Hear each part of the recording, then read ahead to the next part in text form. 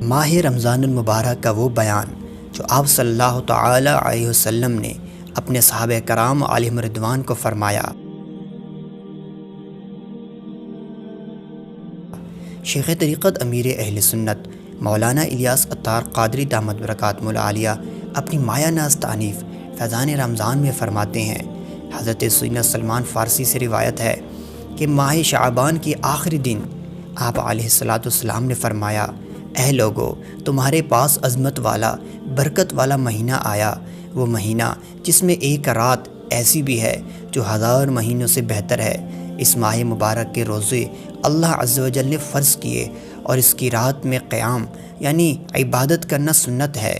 اس میں نیکی کا کام کرے تو ایسا ہے جیسے اور کسی مہینے میں فرض ادا کیا، اور اس میں جس نے فرض ادا کیا تو ایسے ہے جیسے اور دنوں میں 70 فرض ادا کیے۔ یہ مہینہ صبر کا ہے اور صبر کا ثواب جنت ہے، اور یہ مہینہ مؤاسات یعنی غمخواری اور بھلائی کا ہے۔ اس مہینے میں مومن کا رزق بڑھایا جاتا ہے۔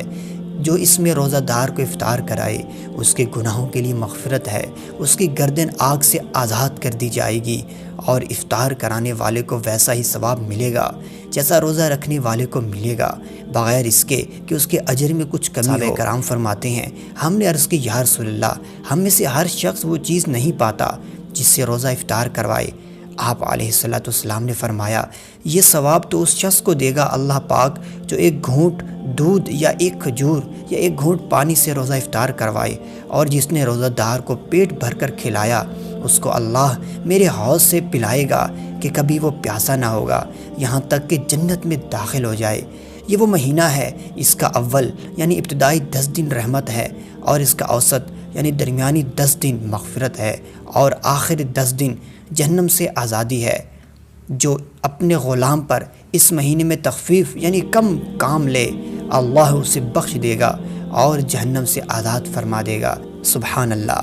اللہ پاک اس بیان مصطفیٰ صلی اللہ علیہ وسلم پر عمل کرتے ہوئے ہمیں ماہ رمضان المبارک گزارنے کی توفیق عطا فرمائے۔